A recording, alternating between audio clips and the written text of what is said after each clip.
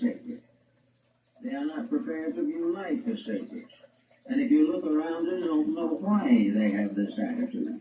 That society in general has betrayed them and will continue to do so. But everywhere where a family has a marriage which is sanctified or solemnized by the clergy, that family has a different basis for living than those who are simply willing to go to the justice of the peace or not go anywhere. The family that follows the ritualistic ceremonies of the sacraments, those at least which are known and practiced in the Protestant denominations, these people have accepted a responsibility. They have stated in themselves that the marriage is a spiritual event, that it is an experience in growth, an adventure in maturing the inner life. It is something that we are grateful for. We are grateful for the sincere affections of other people and of the affections of children. And we may be deceived, but where a ceremony is sanctified by religion, the chances of success are much greater. And where there is no ceremony at all, the chances of failure are almost complete. Therefore, it is very necessary for those who have accepted the sacrament of marriage to remember it later.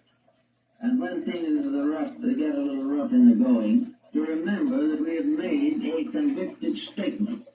We have said what we believed, we did what we thought we wanted to do, and we must pay the consequences. If we begin to think of marriage not as something we could get out of, but something that we could grow into until with an imperfect start it may improve. The ceremony is very important because it is the first line of defense in the bringing into the world of a new generation of human beings. It is in the home that the miracle of rebirth or regeneration takes place. It is in the home that life comes into manifestation into this world. It is bad enough for this life to come into an environment as unhappy as the one we're in today.